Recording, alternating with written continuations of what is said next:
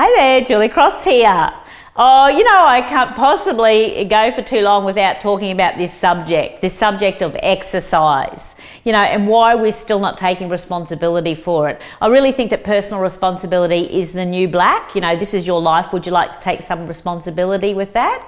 And I'm just wondering when the time is that we start really asking ourselves that question and reflecting on it and taking that responsibility. And the first place to start is with our health.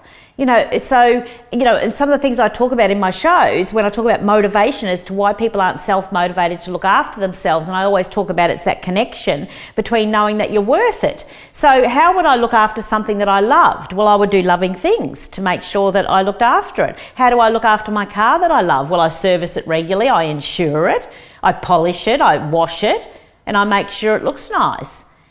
Well, how would I look after my body that I loved? What would I do with that?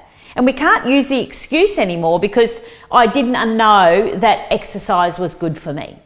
That's why I'm not exercising, because I didn't know. I haven't got any data on that. I haven't got enough information on that to know exercise is good. I picked up this brochure the other day. Exercise, the best, cheapest, most accessible medicine available. I got so excited. The website's exerciseismedicine.org.au. I don't know who's responsible for this, but it's a government initiative, but I'm pretty excited. So if you thought that it was because you didn't have enough data on this, well, let's share some data. 60% of Australian adults did less than the recommended 30 minutes of moderate intensity physical activity per day. 60% of Australian adults did less. So physical inactivity is the second greatest contributor behind tobacco smoking to the cancer burden in Australia. More evidence? Regular exercise can increase cancer survival rates after diagnosis by 50 to 60%. Physical inactivity is estimated to be the main cause for approximately 21 to 25% of breast and colon cancers, 27% of diabetes, and approximately 30% of the heart disease burden. I mean, and there's more and more. I could go on and on, but you could go to the website and have a look. So we know that, and I'm guilty too. I'm not saying I'm not guilty, but I have an ability to reflect and take responsibility for that because we know we have the data that exercise is good for us. We have the equipment. Most of us have walking shoes in our cupboard. We have the places to walk. In Australia, we have beautiful walking trails everywhere, and they have that free exercise equipment that you can do your free exercises on as you go if you'd like. And we sweat the same in Lorna Jane as we do in Best and Less, I'm just saying. So that's not an excuse either.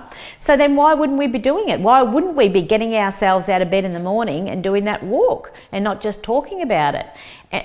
So that would have to be something to do with that you thought you weren't worth it or that you didn't love yourself enough to do it. So let's start there and start loving ourselves up. And the beautiful thing about this is when you start doing it, you release that beautiful feeling into your body, that and into your mind and your soul, that feeling you get when you feel so good about it, and you start loving yourself up more because you started doing it.